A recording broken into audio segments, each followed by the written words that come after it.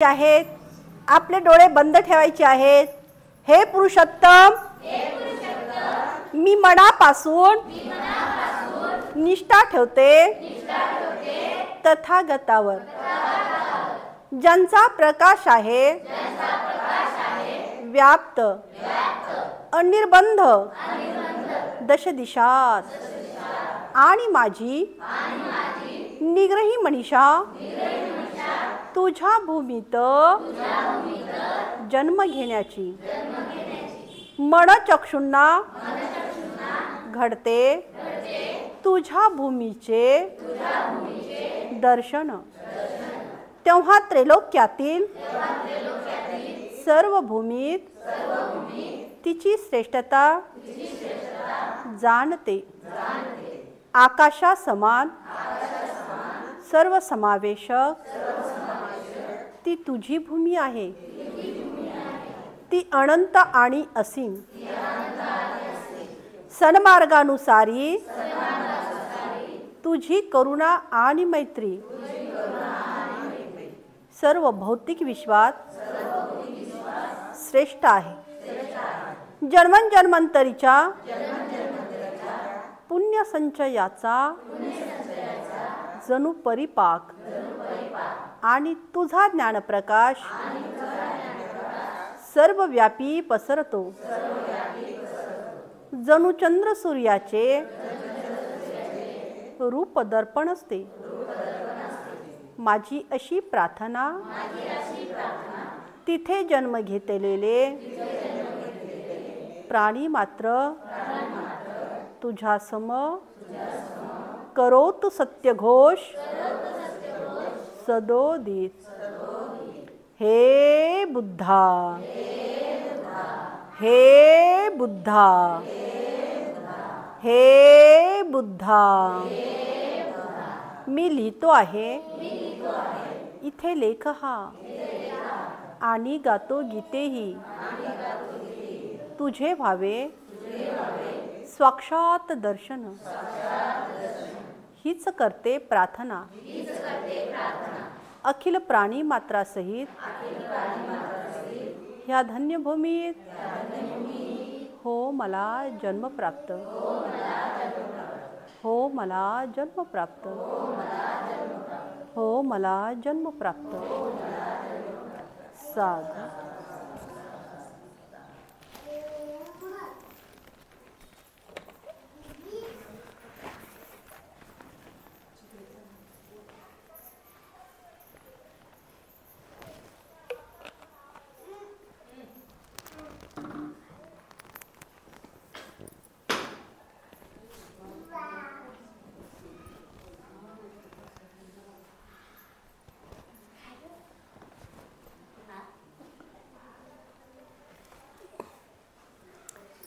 भगवान बुद्ध आणि त्यांचा धम्म या ग्रंथाचं या ठिकाणी पठन होत असताना आपण या ठिकाणी पाहत आहोत की तथागतांचा या धम्मामध्ये जो पुनर्जन्म या ठिकाणी सांगितलेला आहे, किंवा धम्मामध्ये आम्हाला या ठिकाणी काय ईश्वर आहे का, आत्मा आहे का, ईश्वर भगवान आहे का, का आत्मा भगवान आहे का, का पुनर्जन्म होतो का, असे वेगवेगळे प्रश्न आपल्याला या ठिकाणी उत्पन्न झालेले आहेत.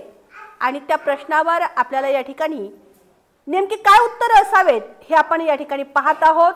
कारण भगवान बुद्धाचा धम्म काय आहे, तर बुद्धाचा धम्मच विज्ञानाला जन्म देणारा आहे. आणि म्हणून ते विज्ञान आपण या ठिकाणी काय करत आहोत, ते विज्ञानच आपण या ठिकाणी पाहत आहोत. तथागतांचा धम्म काय आहे मग? तथागतांचा धम्म हा विज्ञान आहे, आणि ते विज्ञान आपण या ठिकाणी आज पाहत आहोत. म्हणजे कालपासून आपण तेच पाहत आहोत. तर आपण या ठिकाणी कुठपर्यंत आलो होतो मग?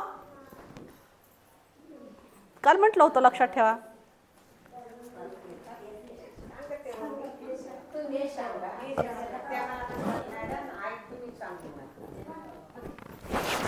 चला कुठपर्यंत आलतो आपण? काल कोण कोण होतं? रंजना होत्या, ताई पण होत्या. चला कुठपर्यंत आलतो काल?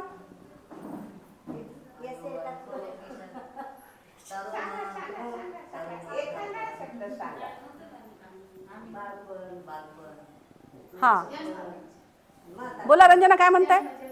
हा जन्म त्याच्याबद्दल तर पाहत आहोत.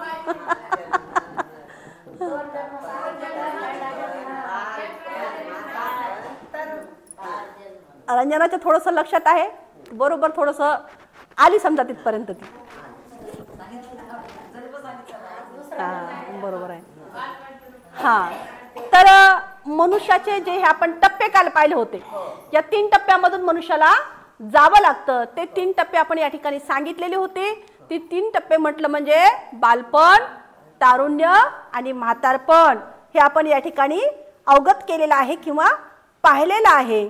आणि हे पाहत असताना आपण ज्यावेळी या ठिकाणी वेगवेगळ्या जे सेल्स आहेत आणि मग म्हातारपण काय येतं, बालपण जे आहे त्या बालपणामध्ये आपली झपाट्याने वाढ का होते किंवा तारुण्यामध्ये आपण सुंदर का दिसतो, हे आपण या ठिकाणी जे भाग आहेत ते आपण या ठिकाणी पाहिलेले आहेत. आणि हे जे शरीर आहे, हे शरीर जे आहे जे आपलं कशाने बनलेलं आहे, तर ज्या पेशिया असतात शरीरामध्ये त्या पेशांचं हे पुंज आहे.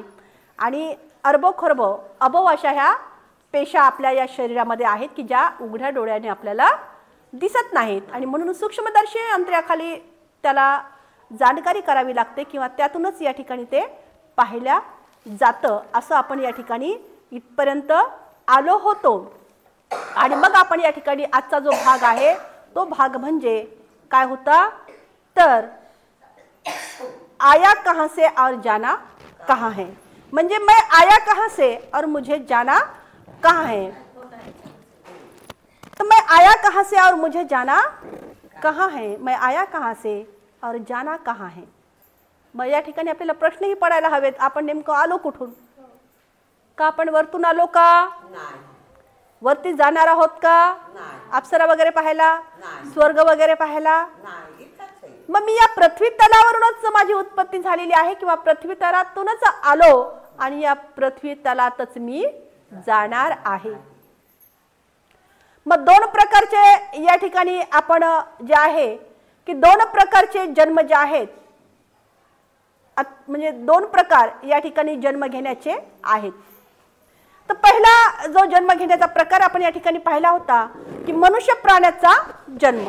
जो तुमचा आमचा या ठिकाणी जन्म कसा झालेला आहे, तर मनुष्य प्राण्याचा जन्म या ठिकाणी माता पित्याच्या मिलनाने, माता पित्याच्या संयोगाने एका जीवाचा या ठिकाणी जन्म होतो किंवा उत्पत्ती होते. एक आणखी सुद्धा तरीका आहे जन्म होण्याचा किंवा जन्म घेण्याचा, की एक आणखी असा वेगळा तरीका आहे की ज्या ठिकाणी माता पित्याची आवश्यकता नसताना जन्म मात्र होतो. ना माता ना पिता, परंतु जन्म मात्र होतो. ही सुद्धा अशी एक वेगळी दुनिया आहे. म्हणजे ती नेमकी कशी दुनिया आहे ते सुद्धा आपल्याला पाहावं लागेल, है ना. तुमचा आमचा जन्म आपल्याला माहित आहे की ते माता पित्याच्या संयोगाने हा आपला जन्म होतो. परंतु असा एक जीवन आहे किंवा अशी एक दुनिया आहे बिना माता पिता, परंतु जन्म मात्र होतो. समजा या ठिकाणी आपल्याला वेगवेगळे उदाहरण घेऊन ते पाहावं लागतील की जन्म कसा होतो. म्हणजे एक प्रकार आपल्याला माहित आहे परंतु दुसरा प्रकार आपल्याला अवगत नाही आणि तो आता या ठिकाणी आपल्याला जाणून घ्यायचा आहे. आपल्याला गाय म्हैस माहित आहेत, गाय म्हैस सर्वांना माहित आहे. आणि हे गाय म्हशीचे जे काही शेण असते ते शेण या ठिकाणी आपल्याला दिसतं ना. जे रापलेले शेण आहे किंवा या शेणामध्ये आपल्याला एक असा किडा दिसतो की हा किडा कुठून आलेला आहे. शेणामध्ये जे एखादं रापलेलं शेण असतं किंवा काही दिवसाचं शेण असतं, त्या शेणामध्ये हा किडा दिसतो. आपल्याला ते किडे नेमके कुठून आलेले आहेत हा आपल्याला प्रश्न पडणं आवश्यक आहे. आणि हा किडा आपल्याला दिसतो तर ते दिसतात आणि मग हे कुठून आलेले आहेत. जर आपल्याला तसे किडे दिसले नाही तर आपण एक प्रयोग करायचा, शेण आणायचं एखाद्या बकेटमध्ये टाकायचं आणि काही दिवसांना 2-3 दिवसांना किंवा उद्या ते शेण पाहायचं तर त्याच्यामध्ये आपल्याला ते किडे दिसतात. त्या किड्याला कुणी गुबरेला म्हणतं किंवा कुणी शेणातले किडे सुद्धा म्हणतात. आणि हे जे आहे हे किडा जो आपल्याला या ठिकाणी दिसतो तो शेणकिडा मग माता पिता नसताना हा आला नेमका कुठून. माता पिता तर नाही येत याचे, पण जन्म झाला ना, मग आला कुठून हा, असा प्रश्न पडायला हवा. आपल्या घरामध्ये जे आहे आपण अनाज म्हणजे धान्य जे आहे ते धान्य भरतो. धान्य आपण जवळपास 1 वर्षाचं धान्य भरतो. 1 वर्षाचं धान्य भरतो आणि जेवढे लागेल तेवढं अनाज जे आहे धान्य आपण एखाद्या डब्यात काढतो आणि बाकीचं आपण कोठीमध्ये किंवा जे काही आपल्याकडे साठवण्याचं साहित्य आहे त्यामध्ये आपण भरून ठेवतो. आता हे बाकीचं धान्य आपण त्या कोठीमध्ये भंडारामध्ये भरून ठेवतो आणि या धान्यामध्ये सुद्धा एक असा आपल्याला किडा दिसून येतो ज्याला आपण काय म्हणतो, कुदळ म्हणतो, ज्याला आपण भून म्हणतो, ज्याला आपण कुदळ म्हणतो. किंवा तांदळामध्ये जे आहे आपल्याला पंख असलेल्या पंकड्या ज्या आहेत तांदळाच्या डब्यामध्ये, जर जास्त आपण तांदूळ घेतले तर डब्यामध्ये तांदळाच्या आपल्याला दिसून येतात. हे पंख असलेले किडे आपल्याला जास्त त्या ठिकाणी दिसतात की जास्त काळ ठेवण्यात आले तर ते पंख असलेले किडे आपल्याला दिसून येतात. वेगवेगळ्या प्रकारचे किडे आपल्यास या ठिकाणी दिसतात. कोठारातल्या कोठीमधल्या त्या धान्यामध्ये झालेले जे भूड आहेत आपल्याला दिसून येतात. याला सुद्धा माता आणि पिता नसतात, परंतु जन्म मात्र घेतात. जन्म मात्र होतो किंवा जन्म मात्र घेतात. आता जो जिथे खरकट आपण टाकलेला आहे, सांडपाणी असतं ना जिथं खरकट टाकलेलं आहे किंवा भांडे वगैरे घासतो जिथं खरकट असतं, अन्नाचे कण वगैरे असतात, भाताचे कण असतात किंवा जे खरकटामध्ये तर भाताचे म्हणा किंवा काही अन्नाचे म्हणा ते कण असतात आणि आपण खरकट ते बाजूला टाकतो. आता ते खरकट ज्यावेळेस आपण बाजूला टाकतो ते घाण जे आहे ते सडलेलं जे पाणी आहे ते खरकट जे पाणी आहे आपणास या पाण्यामध्ये सुद्धा त्या शेपटीच्या किडे किंवा शेपटीच्या आळ्या दिसतात, त्या दिसून येतात.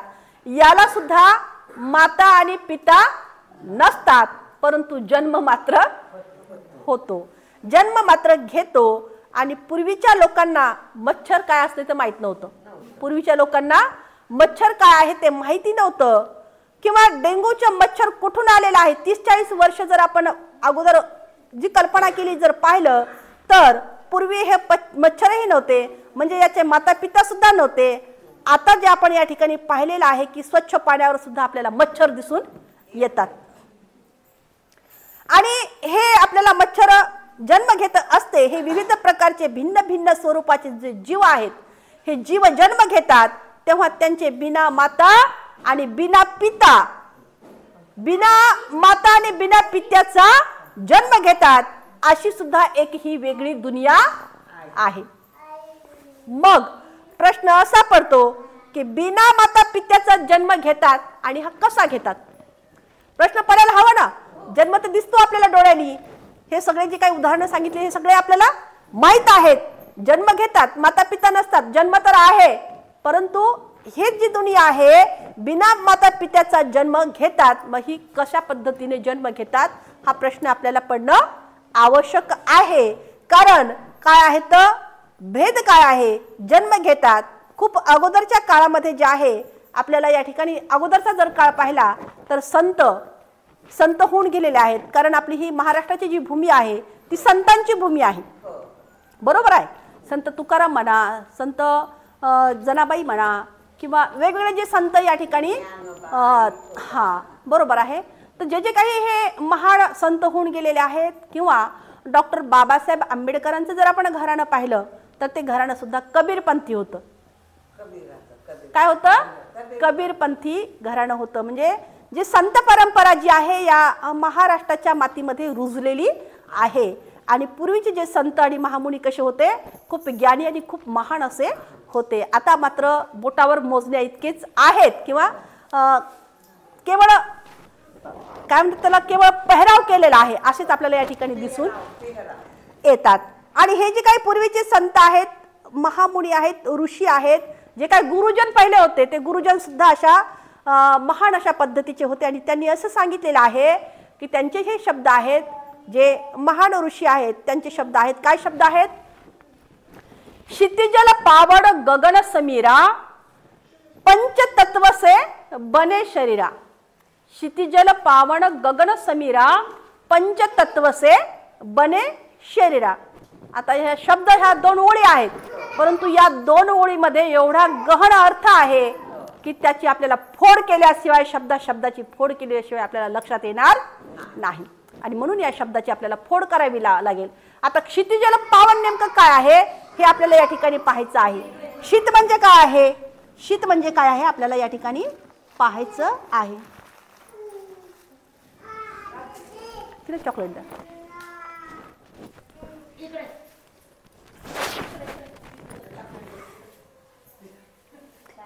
तर या ठिकाणी पहिला जो शब्द आहे क्षितिजल पावन गगन समीरा, या शब्दाचा आपण काय घेणार आहोत, अर्थ घेणार आहोत.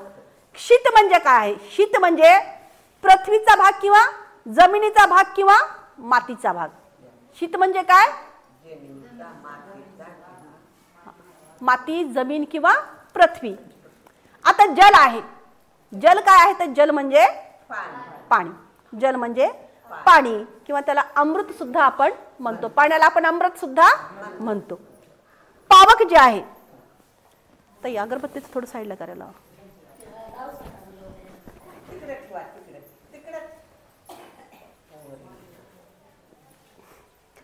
आता पावक जे आहे, पावक म्हणजे अग्नी, पावक म्हणजे काय, उष्णता, अग्नी.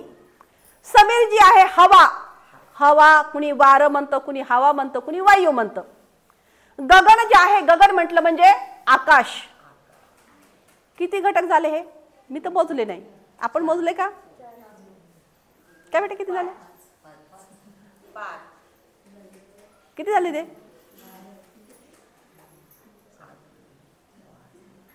शीत, जल, पावक, समीर आणि गगन. बरोबर आहे, किती झाले, 5 झाले. तर 2006 मध्ये विश्व विज्ञान परिषद भरली होती. 2006 मध्ये विश्व विज्ञान परिषद भरली होती आणि त्या विश्व विज्ञान परिषदेमध्ये गगन किंवा जे आकाश आहे, या आकाश या तत्वाचा काहीही या ठिकाणी भूमिका नाही म्हणून या भागाला काढल्या गेलं. आकाश किंवा गगन या भागाची काहीच भूमिका नाही म्हणून त्या भागाला जे आहे काढलेलं आहे.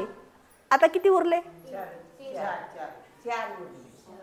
3 कसे, 5 मधले 1 मायनस, किती राहिले आता, 4 राहिले. तर 5 मधून 1 वजा केलं तर 4 राहिलेले आहेत. 4 तत्वाला या ठिकाणी या विज्ञान विश्व परिषदेमध्ये मान्यता दिली गेली, म्हणजेच येथे 4 तत्वांनी हे शरीर बनलेलं आहे. परंतु बुद्धांनी, तथागतांनी 2500 वर्षापूर्वी हेच आम्हाला सांगितलेलं आहे. कधी सांगितलं त्यांनी, तर विज्ञान परिषद तर आता भरली, विश्व विज्ञान परिषद. परंतु हेच जे 4 तत्व आम्हाला मात्र तथागत भगवान बुद्धांनी 2500 वर्षापूर्वी हे सांगितलेलं आहे आणि ग्रंथामध्ये सुद्धा हे 4 तत्वाचाच उल्लेख आहे. किती तत्वाचा आहे, 4 तत्वाचंच या ठिकाणी सांगितलेलं आहे. 2500 पूर्वी हे सांगितलेले आहे तथागत भगवान बुद्धांनी आणि आपल्या ग्रंथामध्ये सुद्धा हे 4 तत्व सांगितलेले आहेत. आणि म्हणूनच आपण या ठिकाणी भगवंतांना पुन्हा पुन्हा काय म्हणतो, वैज्ञानिक के वैज्ञानिक असं म्हणतो, शास्त्रज्ञ के शास्त्रा असं आपण या ठिकाणी म्हणतो. या अगोदर आपण या ठिकाणी पाहिलं आहे की ज्या ठिकाणी खरकट पडलेलं आहे, झुटण पडलेली आहे आणि अशा अन्नाच्या सडलेल्या, नासलेल्या, कुजलेल्या ज्या कणाने यामध्ये शेपटीचे जे किडे आहेत किंवा ज्या आळा आहेत आपल्याला या ठिकाणी दिसून येतात किंवा ते निर्माण होतात. आता ह्या शेपटीचा किडा कसा जन्म घेतो, जो शेपटीचा किडा जन्म तर घेतो पण कसा घेतो हे आपण या ठिकाणी पाहत आहोत. आता ते घटक आपल्याला पाहिजेत. जल म्हणजे पाणी, येथे पाण्याचा अंश आला. जल म्हणजे काय झालं, पाणी. आता पाण्याचा अंश आला. क्षितिज म्हणजे माती, शीत म्हणजे माती. आता ह्या मातीच्या संपर्कात सुद्धा आला, म्हणजे पृथ्वीचा भाग आला, मातीच्या संपर्कात आला किंवा त्या भाग या ठिकाणी आलेला आहे. समीर म्हणजे हवा, या हवेच्या संपर्कामध्ये सुद्धा ते आहे. मग हवा जी आहे या हवेच्या संपर्कामध्ये आहे तरी तिची या ठिकाणी जी जाणीव आपणास होते, हवेची जाणीव होते ना आपणास, कशी जाणीव होते, थंड किंवा गरम, थंड किंवा गरम हवा जाणवते ना आपल्याला. जर गरमी होत असेल तर ती सुद्धा हवा आपल्याला जाणवते. किती गरमी होईल लगेच आपल्याला सुविधा आहेत, विज्ञानाने सुविधा सुद्धा आपल्याला दिलेल्या आहेत. लगेच खटका दाबतो, किंवा आणखी खूप मोठ्या मोठ्या सुविधा आलेल्या आहेत आणि म्हणून ती हवा आपल्याला या ठिकाणी जाणवते. कोणची हवा जाणवते? गरम किंवा थंड हवा आपल्याला या ठिकाणी जाणवते. आता चौथा घटक जो आहे पावक म्हणजे अग्नी म्हणजेच उष्णता. अग्नी मग कुठून मिळते? जर गरमी ही आहे, ही गरमी जी आहे हे अग्नीची उष्णतेचंच या ठिकाणी रूप आहे. 1°C तापमान जरी असलं तरी त्या ठिकाणी जन्म घ्यायला पुरेसं आहे. आता ही उष्णता तिथे अंश आला, यालाच आपण त्या ठिकाणी टेम्परेचर सुद्धा म्हणतो. या हवामान खात्याचा जो अंदाज आपल्याला या ठिकाणी सांगितला जातो त्याचं एक स्पेशल असं डिपार्टमेंट असतं, एक डिपार्टमेंट असतं किंवा स्पेशल असं ऑफिस असतं. आणि या समाचार किंवा या बातम्यामध्ये आपल्याला काय सांगितलं जातं? मग हवामानाचा अंदाज सांगितला जातो जो कमाल अंश आणि किमान अंश सांगितला जातो. तर या ठिकाणी आपल्याला जे कोठीमध्ये अन्न धान्य भरलेलं आहे, या कोठीमध्ये भरलेल्या धान्यामध्ये सुद्धा आपण पाहिलेले की आहे हवेमध्ये आर्द्रता आहे, पाणी आहे, परंतु ते पाणी किंवा ती आर्द्रता आपल्याला दिसत नाही. उघड्या डोळ्याने दिसते का आर्द्रता? दिसत नाही. हवा थंड किंवा थंड आर्द्रता जी पाणी आहे ते कसं आपल्याला दिसायचं? आपण एक या ठिकाणी उदाहरण घेऊ. समजा फ्रीज मध्ये पाण्याचा एक ग्लास ठेवला, त्या ग्लासाला जर आपण बाहेर काढल्यानंतर बाहेरच्या वातावरणामध्ये तो ग्लास आता त्या वातावरणामध्ये म्हणजे हवेच्या संपर्कामध्ये आला, म्हणजे हवेतून पाणी काढल्या जाऊ शकते. लगेच ग्लास बाहेर काढला की ते थेंब थेंब आपल्याला पडतात किंवा दिसून येतात. हे ग्लास बाहेर काढला आहे आणि सामान्य वातावरणामध्ये आल्यानंतर त्याच्यामध्ये पाण्याचे थेंब थेंब आपल्याला दिसून येतात. तिथे आपल्याला ते ठोस जे आहे द्रव्य दिसतं आणि ते ठोस द्रव्य जे आहे ते बर्फ आपल्याला त्या ठिकाणी दिसतं. आता बर्फातून पाणी कसं मिळतं? बर्फाला जर गरम केलं तर ते पाणी तयार होतं आणि पुन्हा पुन्हा गरम केलं तर ते गरम केल्यानंतर पुन्हा त्याचं पाणी गरम केल्यानंतर वाफ तयार होते आणि हे वाफेद्वारे हवेमध्ये काय होतं? ते विलीन होतं किंवा मिक्स होतं. आपल्याला या ठिकाणी शरीराला जो काही घाम येतो, जो काही पसीना येतो, आता हा घाम किंवा पसीना अगोदर ऊनही तसंच पडायचं. पूर्वीच्या जर काळामध्ये आपण गेलो तर ऊनही तसंच राहायचं, पावसाळाही तसाच राहायचा आणि हिवाळाही तसाच राहायचा. पावसाळ्याचं प्रमाण तर असं राहायचं की त्या कपड्यामध्ये भिजून भिजून म्हणजे आपल्यावानी अगोदर अशी घरं वगैरे नव्हती, अगोदर झोपड्या पद्धतीची होती. एवढंच नाही तर खाली अंथरायला सुद्धा बरोबर नसायचं, केवळ पोते असायचे किंवा त्याला चव्हाळ वगैरे म्हणायचे तसे असायचे.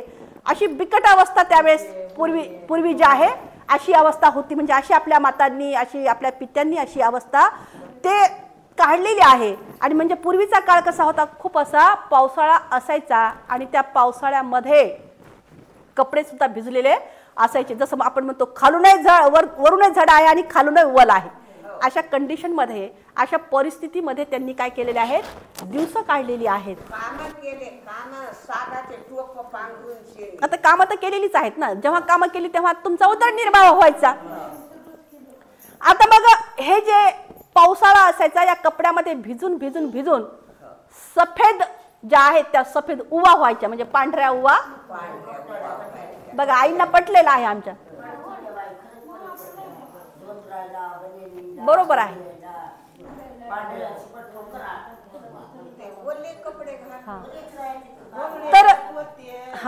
तर पांढऱ्या आणि सफेद उवा अशा पडायच्या. एवढंच नाही तर हीच हवा या ज्या भागामध्ये किंवा या ठेवली तर यामध्ये आपल्याला असं दिसून येतं की त्यांचे सुद्धा माता पिता नव्हते, परंतु पांढऱ्या उवा मात्र पडायच्या. याचे सुद्धा माता पिता नसत. शेणामधलं सुद्धा आपण तेच कारण आहे. या 4 तत्वाचंच या ठिकाणी सुद्धा कारण आहे. या 4 तत्वाच्या संपर्कामध्ये आल्यानंतर या सर्वांचा जन्म होतो. येथे जन्म घेतात ते केवळ या 4 तत्वाच्या संपर्कामध्ये आल्यामुळेच. किती तत्व? 4 तत्वाच्या संपर्कामध्ये आल्यामुळेच या ठिकाणी काय होतो? जन्म घेतो. आणि मग या ठिकाणी जे विज्ञान सांगितलेलं आहे किंवा जे जीवशास्त्र आहे किंवा भगवंताचे जे काही तत्वज्ञान आहे, भगवंताचं तत्वज्ञानच काय आहे? तर विज्ञान आहे. भगवंताचं तत्वज्ञानच काय आहे? विज्ञान आहे. म्हणजे हे विज्ञान, हे जीवशास्त्र किंवा भगवंताचं तत्वज्ञान आता पुन्हा आपल्याला या ठिकाणी प्रश्नावर, आपल्या मेन प्रश्नावर यायचं. आलो कुठून आणि जाणार कुठे? पुन्हा प्रश्न राहिला ना, उत्पत्तीचा जन्म कशा पद्धतीचा होतो, दोन प्रकारचा, ते झाले. आता त्याचं उत्तर आपल्याला मिळालेलं आहे. आता प्रश्न काय राहिला? आलो कुठून आणि जाणार कुठे? ही यात्रा आपली आले कशा पद्धतीने आणि जाणार कशा पद्धतीने, किंवा आलो कुठून आणि जाणार कुठे? प्रत्येकाने या ठिकाणी स्वतःला आपल्या उदाहरण या ठिकाणी घ्यायचं आहे. आपल्याला या ठिकाणी असं उदाहरण घ्यायचं आहे की नेमकं आपलं वय आताच्या कंडिशन मध्ये काय. आता जिथे आपण बसलेलो आहोत तिथे प्रत्येकाने आपलं वय गृहीत धरायचं आपल्या मनामध्ये. कुणाचं 30 असेल, कुणाचं 25 असेल, कुणाचं 40 असेल, कुणाचं 50 असेल, किंवा कुणाचं आणखी जास्त असेल. तर या ठिकाणी हे आपलं वय सध्या जे काही असेल ते आपलं गृहीत धरायचं आहे. आता मी माझं या ठिकाणी म्हणजे समजा म्हणून या ठिकाणी घेत आहे. प्रत्येकाने आपल्या परीने घ्या, किंवा हे समजा जी सांगते मी ते सुद्धा घेऊन आपण पुढे चालू शकतो. समजा 30 वर्षापूर्वी मी मातेच्या गर्भामध्ये होते. आता पूर्वी सांगायला लागलो होतं, आताच 30 वर्ष आहे. आता पूर्वी जर आपण या ठिकाणी पाहिलं तर पूर्वी मी या ठिकाणी 30 वर्षापूर्वी मातेच्या गर्भामध्ये होते. तर मी मातेच्या गर्भामध्ये होते का नव्हते असाही प्रश्न पडणं आवश्यक आहे ना. गर्भामध्ये होते का नव्हते, तर मग तिथं गर्भात नव्हते तर मग मी कुठे होते? तिथे जर नसेल तर मी कुठे आहे? तर मी कुठे होते? मग माता पित्याच्या किंवा पित्याच्या या वीर्य रूपामध्ये किंवा शुक्राणीमध्ये होते का, किंवा मातेच्या अंडाजामध्ये होते का, किंवा माता पित्याच्या या संयोगातून, माता पित्याच्या म्हणजे विज्ञान आहे हे, तर माता पित्याच्या या संयोगाने एक अर्भक या ठिकाणी तयार होतं. आणि नंतर जे बालक असो किंवा बालिका असो तिचा या ठिकाणी काय होतो? जन्म होतो. आणि या मातेच्या पोटामध्ये अर्भक स्वरूपामध्ये ज्यावेळेस मी नव्हते त्यावेळेस मी कुठे होते? मग जयघोटामध्ये होते का, किंवा मातेच्या अंडाजामध्ये होते का, किंवा पित्याच्या शुक्राणीमध्ये होते का? ज्यावेळी या दोघांच्या मध्ये आपण नव्हतो तेव्हा मी कुठे होतो? तर तेव्हा मी काय ब्लडमध्ये होते का, रक्तामध्ये होते का, खून स्वरूपामध्ये होते? म्हणजेच या ठिकाणी आपण पूर्ण जे काही शरीरामध्ये वाहणारे जे काही रक्त आहे किंवा ब्लड आहे यामध्ये आपण दौडत होतो का, किंवा वाहत होतो का? जेव्हा मी या ठिकाणी रक्तातही नव्हते तेव्हा पुन्हा या ठिकाणी प्रश्न पडायला पाहिजे की मी कुठे होते? आता आपण या ठिकाणी ब्लड कसं तयार होतं ते सुद्धा आपल्याला पाहावं लागेल. आता आपण या ठिकाणी पाहूया की रक्त, ब्लड किंवा खून कसं बनतं. रक्त बनतं ते कशामुळे? आपण अन्न ग्रहण केल्यामुळे, किंवा जेवण घेतल्यामुळे, किंवा भोजन केल्यामुळे. अन्न आणि पाणी यामधून आपल्यामध्ये काय बनतं? रक्त तयार होतं किंवा रक्त बनते. जर आपण अन्न आणि पाणी नाही घेतलं तर रक्त आपल्यामध्ये शरीरामध्ये बनत नाही. ज्यावेळी मग रक्तामध्ये नव्हते तेव्हा आपण कुठे होतो? तेव्हा मग का भोजनामध्ये होतो, का अन्नामध्ये होतो, का अन्न सेवन जे आहे माझ्या माता पित्याने जे अन्न सेवन केलेलं आहे त्या अन्नाच्या सेवनामध्ये होते का? अन्नामधून आपल्या शरीराला या ठिकाणी काय काय मिळतं? जे आपण अन्न ग्रहण करतो त्या अन्नामधून आपल्या शरीराला काय काय मिळतं? तर आपल्या शरीराला त्या अन्नामधून कार्बोहायड्रेट मिळतं, प्रोटीन मिळतं, विटॅमिन मिळतं, मिनरल मिळतात. हे शरीर जे आहे आपण जे काही अन्न ग्रहण करतो हे सगळंच सगळं शरीर शोषून घेत नाही. जे मेन घटक आहेत म्हणजे जे मेन घटक आहेत त्या अन्नामध्ये, जर एखाद्या अन्नामध्ये प्रोटीन असेल, एखाद्या अन्नामध्ये कार्बोहायड्रेट असेल, एखाद्या याच्यामध्ये विटॅमिन असेल, एखाद्यामध्ये मिनरल असेल, तर हे शरीर काय करतं? आपलं शोषून घेतं. जे विटॅमिन आहेत ते काय करतं? आपलं शरीर शोषून घेतं. आणि मग मलमूत्राद्वारे जे आहेत बाकीचा कचरा तो बाजूला काढून टाकतो. आणि जे आवश्यक आहे तेवढंच आपलं या ठिकाणी आपल्या शरीराला काय होतं ते भेटलं जातं. कारण हे प्रोटीन, हे जीवनसत्व आपल्यास या ठिकाणी भाजीपाल्यातून मिळतं, फळांमधून मिळतं, वेगवेगळ्या अन्नाचं सेवन केल्यामुळे या ठिकाणी मिळतं. आणि हे सेवन केल्यानंतर सारं जीवनसत्व या शरीरामध्ये गेल्यावर त्याच्यातून आपल्याला काय निर्माण होतं? मग रक्त किंवा ब्लड तयार होतं.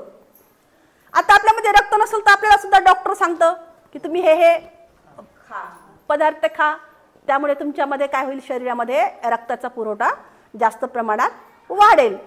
जर या रक्तामध्ये नव्हते तर आपण पुढा प्रश्न पडतो की आपण कुठे होतो. तर तेव्हा मी त्या जीवनसत्वामध्ये होते का, जे जीवनसत्व या ठिकाणी मी सांगितलेली आहेत त्या जीवनसत्वामध्ये होते का. जेव्हा जीवनसत्वामध्ये सुद्धा नव्हते त्यावेळी पुढा असा प्रश्न पडतो की आपण नेमकं कुठे होतो. जीवनसत्व कुठून मिळतात, आता जीवनसत्व कुठून मिळतात, तेव्हा आपण या ठिकाणी जे भाजीपाला आहे, जी सब्जी आहे, जी डाळ आहे, जे तांदूळ आहे, जे गहू आहे, जे कडधान्य आहे, म्हणजे काय म्हणतात त्याला, मोड आलेली मटकी वगैरे आपण कडधान्यामध्ये मोडल्या जाते, जे मटकी आहे, कडधान्य आहे, अर्थातच या सर्व जे अन्नधान्य आहे या धान्यामध्ये होते का, अनाज रूपामध्ये होतो का. तेव्हा मी जर अनाज रूपामध्ये जरी नव्हते तर मी कुठे होते. आता हे अन्न कुठून उत्पन्न होते, ही फसल कुठून निर्माण होती, फसल कशी निर्माण होती, अन्न कसं निर्माण होतं. आता मातीमध्ये आपण आपल्याला तर शेतामध्ये म्हणा काय पेरावं लागतं, बी पेरावं लागतं, आणि जे बीज आहे ते हे बी आपल्याला या ठिकाणी पेरावं लागतं. तेव्हा जे आहे या धान्यामध्ये काय आहे, या अनाज रूपामध्ये नव्हते तेव्हा फसल रूपामध्ये, आता फसल येण्यासाठी बीज पेरावं लागतं, मग बीज रूपामध्ये होते का. आता प्रश्न या ठिकाणी पुन्हा असा पडतो की बीज रूपातून फसल म्हणजे अन्नधान्य कसं बनतं. आता त्या बीजाला सुद्धा अन्नधान्य बनायला 4 तत्व लागतात. आता बीज पेरलेलं आहे ते 4 तत्व ते बी कसं ग्रहण करतं. बी पेरलेलं आहे, शेतामध्ये आपण पेरणी करतो, त्या पेरणी करताना त्या शेतामध्ये बीज टाकलेलं आहे, तेव्हा हेच बी काय करतं, त्या शेतामधून शीत म्हणजे मातीच्या संपर्कामध्ये आलं का, बी मातीमध्ये आलं ना, म्हणजे मातीच्या संपर्कामध्ये आलं. जल म्हणजे पाणी आलेलं आहे, समीर म्हणजे हवेच्या संपर्कामध्ये आलेला आहे, आणि उष्णता म्हणजे अग्नीचा भाग सुद्धा त्यामध्ये आलेला आहे. आणि म्हणजे 4 तत्व त्याला मिळालेले आहेत, 4 घटक त्याला मिळालेले आहेत, आणि म्हणून त्या जे बी पेरलेलं आहे ते बी आता अंकुर स्वरूपामध्ये वाढतं. अंकुरापासून पौधा तयार होतो, पौध्यापासून झाड तयार होतं, झाडापासून फुलं येतात, फुलापासून फळं येतात, आणि मग या तत्वानेच यामध्ये काय होते, याच्यामध्ये ग्रोथ किंवा वाढ होते. आता बीजेचे रूपांतर म्हणजे त्याचे जे रूपांतर आता अनाजामध्ये किंवा फसलामध्ये होतं. आपण ते अनाजामध्ये घेत असतो किंवा बीजापासून फसल या ठिकाणी रूप घेतलेलं आहे, बीजापासून फसल या ठिकाणी रूप घेतलेलं आहे. हे रूप घेण्यासाठी शेतामधून जे बी आहे हे काय काय या ठिकाणी रूप घेतले, तर पुन्हा आपल्याला तेच सांगितलेलं आहे की या बीनं काय काय रूप घेतलेलं आहे. तर या रूप घेतलेलं आहे माती, पाणी, अग्नी आणि वायू. मग मी अंकुर रूपामध्ये होते का, मी पौधा रूपामध्ये होते का, मी झाड रूपामध्ये होते का, मी फूल रूपामध्ये होते का मी फळ रूपामध्ये होते. बीजापासून काय काय निर्माण झालेलं आहे, हे सगळं निर्माण झालेलं आहे. आता अनाज आणि फसल जे आहे, अनाज जे आहे ते आपण अन्न स्वरूपात घेतो ना, भोजन स्वरूपामध्ये घेतो, आणि माझ्या माता पिता जे आहेत ते अन्न ग्रहण करतात, भोजन ग्रहण करतात. आता भोजन ग्रहण केल्यानंतर ब्लड तयार होतं शरीरामध्ये. ब्लड तयार झाल्यानंतर त्या रक्तातून काय होतं, रक्तामधूनच आपल्या शरीरामध्ये वेगवेगळ्या पेशी निर्माण होतात, आणि त्या रक्तामधूनच जे आहेत पित्याच्या याच्यामध्ये शुक्राणू असतात, मातेच्या याच्यामध्ये अंडाणू असतात.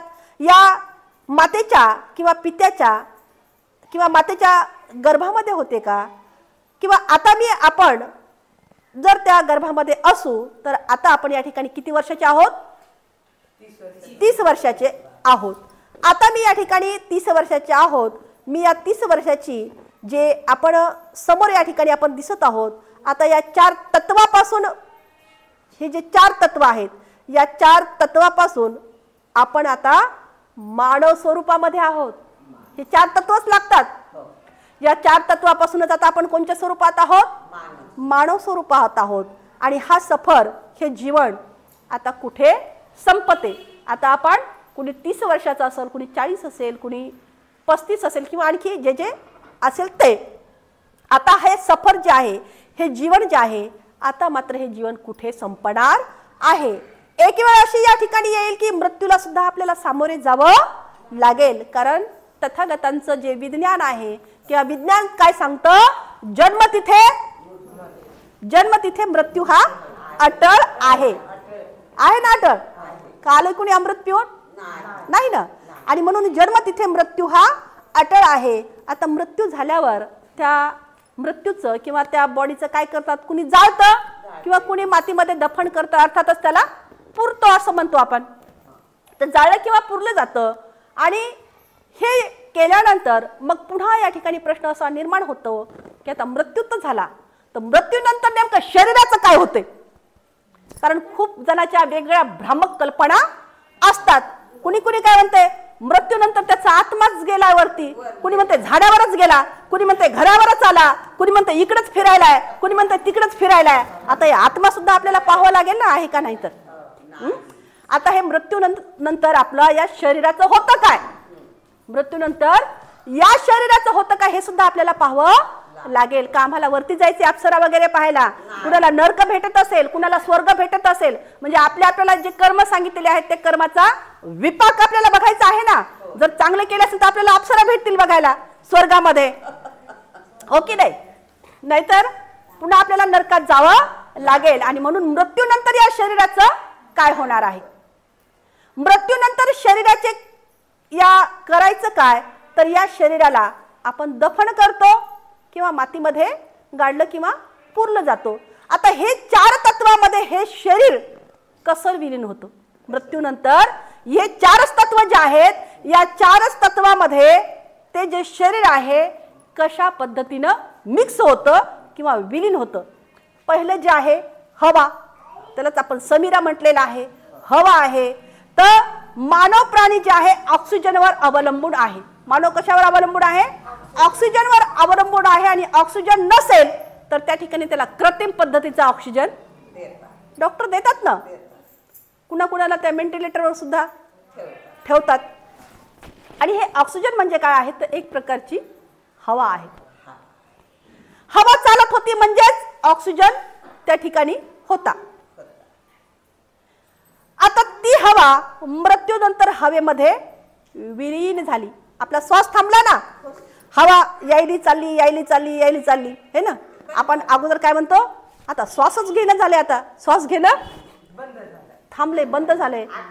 आता मात्र हवेमध्ये जी आहे ही हवा मृत्यूनंतर काय होते, त्या हवेमध्ये निघून जाते. म्हणजे आपलं श्वास घेण्याचं यंत्र जे आहे त्या ठिकाणी थांबतं. आणि मग आपण म्हणतो आता तर काही बॉडी कामच करत नाही, आता श्वास गेलेला आहे.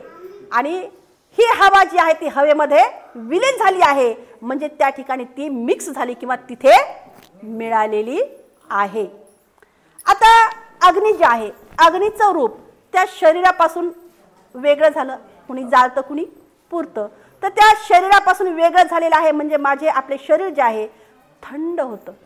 आता पहा आपलं शरीर गरम असतं, परंतु मृत्यूनंतर शरीर कसं होतं, म्हणतो ना आपण थंडगार झालं. हो बाबा आता थंडगार झाली बाय आता, नाही ना. आपण ज्यावेळेस शरीराला हात लावतो आणि श्वास आहे का ते पाहतो, शरीर त्याचं गरम आहे का. कुणी कुणी आपण हाताला असं नाडीला पाहतो आणि त्या ठिकाणाहून आपल्याला शरीर सुद्धा थंडगार झालेलं दिसतं. आणि आपण तिथं संकेत येतात आपल्याला आता मात्र गेलेलं आहे. आता मात्र ही जे काय आहे शरीर कसं आहे, हे शरीर जे आहे हे आता थंडगार झालं. म्हणजे अग्नीमध्ये अग्नीचा भाग निघून गेला, उष्णतेचा भाग उष्णतेमध्ये विलीन झाला किंवा तो मिक्स झाला किंवा मिळाला किंवा विलीन झालेला आहे. अग्नीचा भाग 2 भाग गेले. आता काय राहिलेलं आहे, किंवा त्याला जळाल्यानंतर ते अग्नी रूपामध्ये सुद्धा हे शरीर जे आहे अग्नीचा भाग त्या ठिकाणी निघून जातो.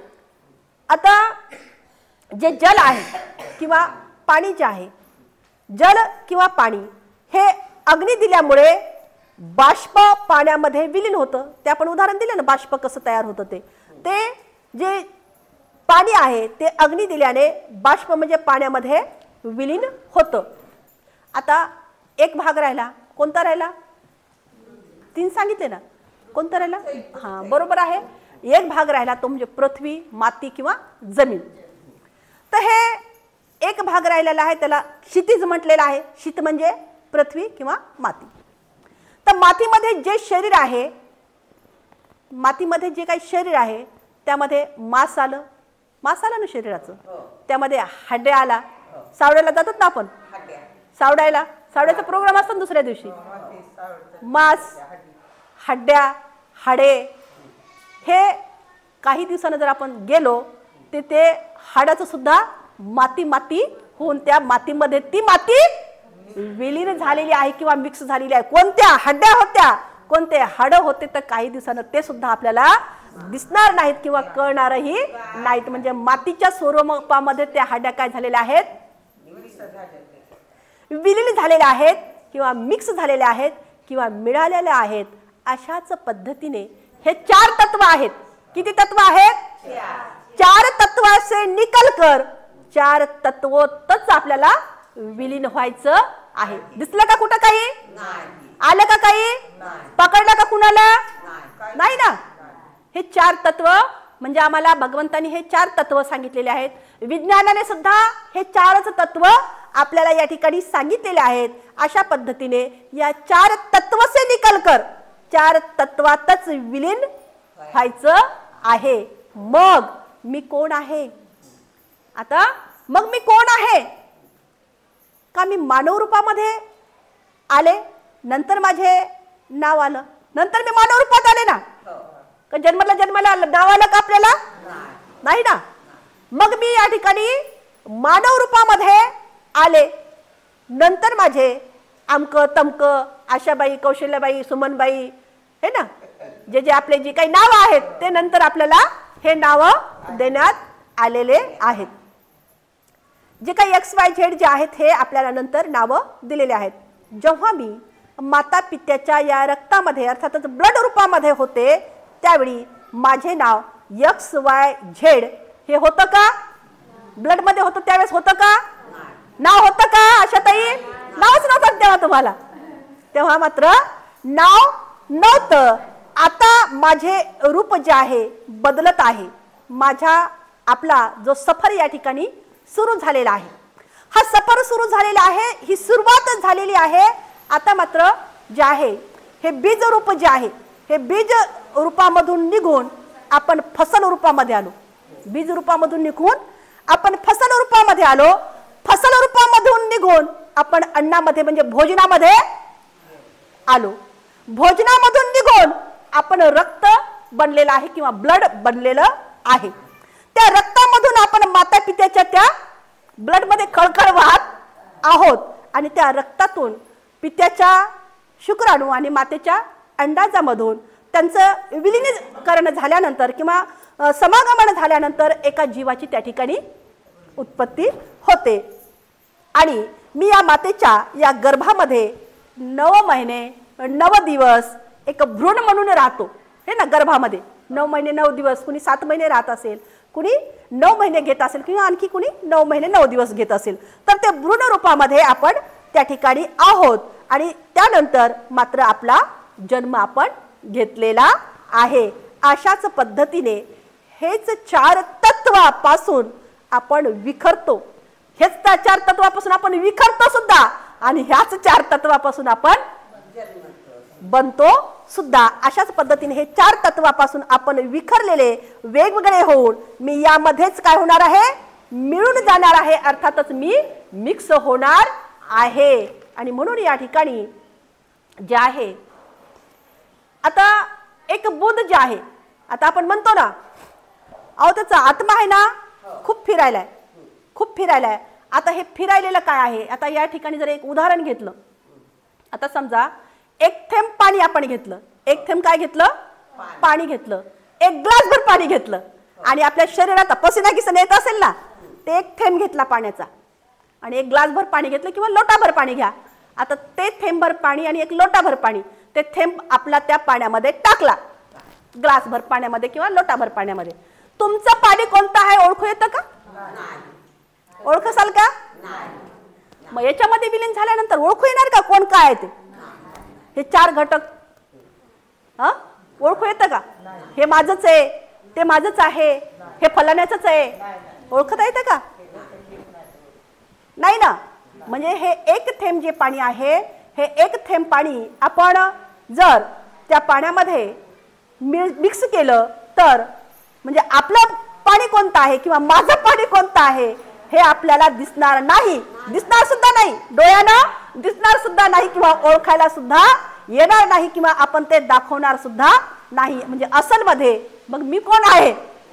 असल मध्ये पुन्हा असा प्रश्न पडतो की मी कोण आहे? मग मी कोण आहे? मी का माती आहे का? मी माती आहे का? मी वायू आहे का? मी अग्नी आहे का? किंवा मी पाणी आहे का? मी जल आहे का? अर्थातच हे चार तत्व मूळ रूपामध्ये आहेत आणि मूळ तत्वातच मिळालेले आहेत आणि ह्या चार तत्वातूनच एकत्र आल्यानंतर जे विचार किंवा जे चित्त आहे त्यामुळे जे चित्त या ठिकाणी निर्माण होतं ते चित्त म्हणजे चांगलं अथवा वाईट हे आपण या ठिकाणी एक दुसऱ्याचे मित्र शत्रू या चित्तामध्ये जे जे काही उत्पन्न होतं चित्तामध्ये उत्पन्न झाल्यानंतर कुणी कुणाचं शत्रू बनतं, कुणी कुणाचे मित्र बनतात, कुणी कुणाचं आणखी काही काही बनत असतं. म्हणजे जशी जशी सोच असेल तसं तसं या ठिकाणी व्यक्ती काय होतो मग निर्माण होतो. जसा विचार तशा पद्धतीने आपण या ठिकाणी वागतो, बोलतो आणि चालतो. मग चांगले विचार असेल तर चांगल्या पद्धतीचं आपल्याला या ठिकाणी निर्माण होईल, वाईट विचार असेल तर वाईट सुद्धा आपल्याला भोगायला मिळणारच आहे. शेवटी आपणास या चार जीवनाचा जो सफर करून याच मातीमध्ये मिक्स व्हायला लागणार आहे. आणि म्हणून मी वरतून आलो नाही, ब्रह्माच्या मुखातूनही आलो नाही किंवा ऊपर वाले ने मुझे भेजा ही नहीं किंवा ऊपर वाले ची सुद्धा मेहरबानी नाही. आणि आत्मा आणि परमात्मा कोणी आहे का? नाही ना. आत्मा परमात्मा याचा अंश आपल्याला या ठिकाणी दिसून आला का? आता एवढं मी विश्लेषण करू सांगितलंय तुम्हाला, उदाहरण देऊ सांगितलेले आहेत. कुठं तुम्हाला अंश तरी दिसला का बारीक एवढूसा? कुठे आत्मा दिसला का? त्याचा कुठं बारीक बारीक अंश दिसला का? नाही दिसला. आणि म्हणून ऊपर सब हिसाब किताब होता है ना, होतो ना. ऊपर सब हिसाब किताब होता है असं आपलं बोलल्या जातं. परंतु वरती काही स्वर्ग नरक आणि हिसाब किताब आहे का? मग नाही.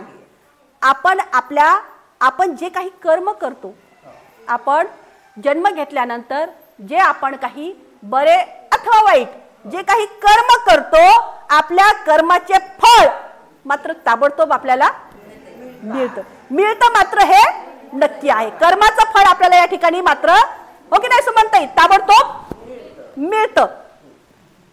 आणि मग वाईट कर्माचे फळ वाईटच, चांगल्या कर्माचे फळ गोड किंवा चाखायलाही गोड असेल, समाधानकारी असेल आणि चांगलंही असेल. चांगलं काम केल्यावर आपल्या चित्ताला सुद्धा समाधान वाटते, शांत झोपही लागते. कारण आपल्याला तुम्ही दुनियाला किती ठकवा परंतु तुमचं चित्त आणि तुमचं मन तुम्हाला सदोदित ग्वाही देत असतं. दुनियाला तुम्ही काही सांगा परंतु झोपल्यानंतर पहा मन तुम्हाला बरोबर काय खरं काय खोटं हे सगळ्या गोष्टी तुमच्या चित्तामध्ये खेळत असतात आणि सांगत असतात. म्हणजेच चांगल्या या शुभ कर्माचे जे फळ आहे ते कसं असेल? गोड असेल, आनंदी असेल, शुभ असेल आणि आपल्या जीवनाला सुद्धा आनंददायी असेल. या ठिकाणी आत्मा आणि परमात्मा हे दोन्ही सुद्धा नाहीत. हे या ठिकाणी कसं झालं? मग सिद्ध झाले आहे. ईश्वर आणि देव अल्लाह नाही हे सुद्धा या ठिकाणी सिद्ध झालेलं आहे. आला का ईश्वर? केलं का ईश्वराने निर्माण? केलं का देवाने निर्माण? आला का देव इथे? नाही आलेला आहे. म्हणजे ईश्वरही नाही आला, देवही नाही आला, अल्लाह सुद्धा आलेला नाही. हे सुद्धा या ठिकाणी काय झालेलं आहे? हे सुद्धा या ठिकाणी सिद्ध झालेलं आहे. ईश्वर जर असला असता ना तर त्याने ही सगळीच दुनिया सुंदरच बनवली असती ना. कारण ईश्वर आणि देव कुणाचं वाईट करतं का? नाही करत. त्याला चांगलंच करावं लागेल कारण ते देव आहे ना, ते ईश्वर आहे. आणि म्हणून जर ईश्वर आणि देवाने हे सगळं निर्माण केलं असतं तर सुंदर या ठिकाणी ते बनवलं असतं. ईश्वर किंवा देव या ठिकाणी असला असता तर त्या ईश्वराला आणि देवाला एवढी लाज वाटली असती की त्या 3 वर्षाच्या मुलीवर सुद्धा बलात्कार होतात. जर ईश्वर आणि जर देव असला असता तर त्याला हे कुकर्म या ठिकाणी दिसून आलं असतं ना. आणि त्या मुलीचं या ठिकाणी त्यांनी काळजी वाटली असती त्या मुलीची त्याला, जर ईश्वर आणि देव असला असता तर, आणि म्हणून ही त्याला काळजी वाटली असती. ब्राह्मण जे पुजारी आहेत, हे ब्राह्मण पुजारी सुद्धा या ठिकाणी त्या पुजाऱ्याला सुद्धा आपण पूर्वी म्हणजे अगोदर जर पाहिलं तर हे पुजारी जे आहेत, हे पुजारी सुद्धा हे असं कृत्य करतात. त्यांना 5 वर्षाची, 6 वर्षाची, 8 वर्षाची मुलगी सुद्धा कळत नाही आणि हे मंदिरामध्ये काय करतात, मग पूजा करतात आणि इकडे असे हे कुकर्म करतात. आणि आपण मात्र भोळ्या बाबड्या महिला तिथे मात्र पूजा अर्चा घेऊन जातो, दान दक्षिणा तिथे ठेवतो, परंतु त्या पुजाराचे काय कुकर्म आहेत हे आपल्या लक्षात येत नाहीत. आणि म्हणून जर ईश्वर असला असता, देव असला असता तर त्यांनी असे कुकर्म सुद्धा केले नसते.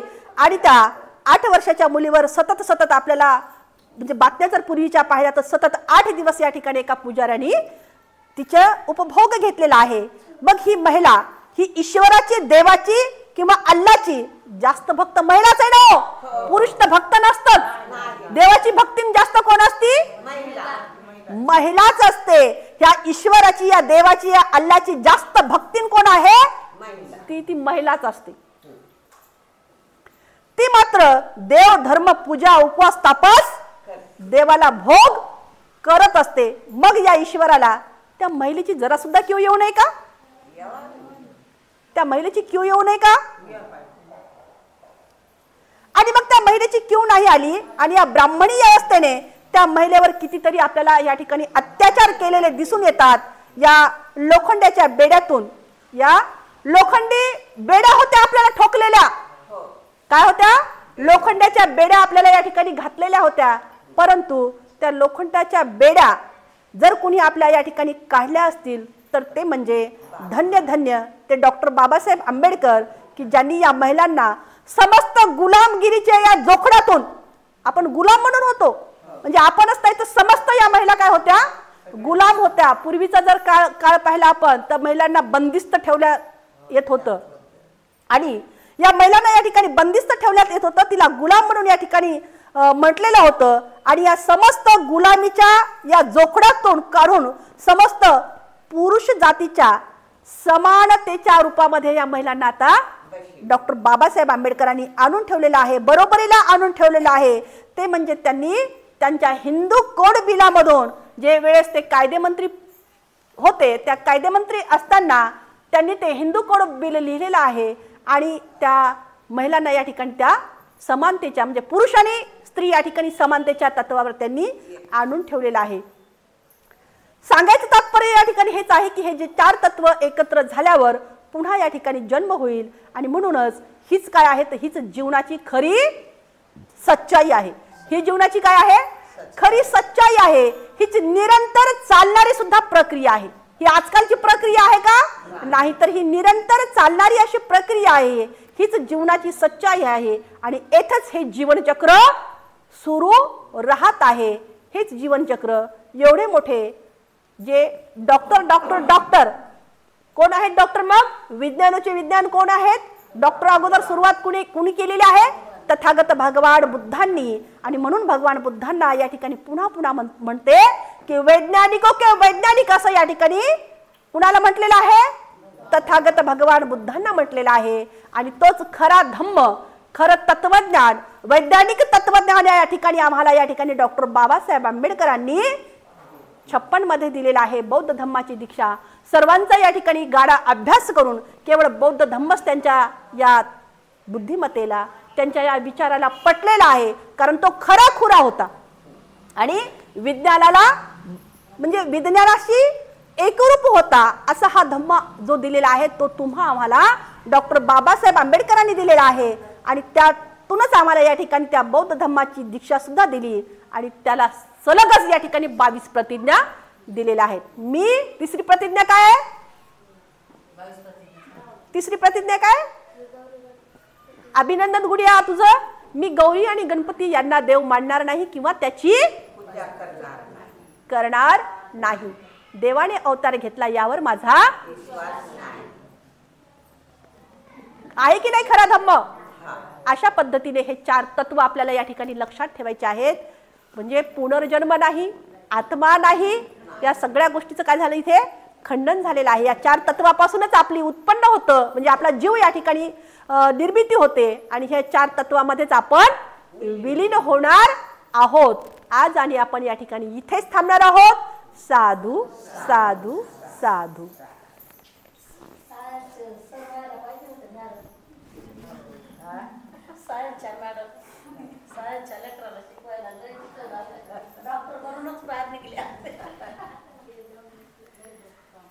प्रतिज्ञा आपण करूया. जीवसृष्टी आहे असीम, ती भवसागर पार नेण्याची. प्रतिज्ञा आपण करूया. आपणात दोष असंख्य, ते नष्ट करण्याची.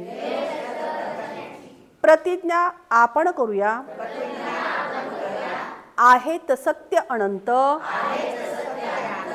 ती पूर्ण आकलण्याची. प्रतिज्ञा आपण करूया. भगवान बुद्धांचा अतुल्य मार्ग, तो संपूर्ण साध्य करण्याची. प्रतिज्ञा आपण करूया. डॉक्टर बाबासाहेब आंबेडकर यांचा रथ पुढे पुढे नेण्याची. साधू साधू साधू.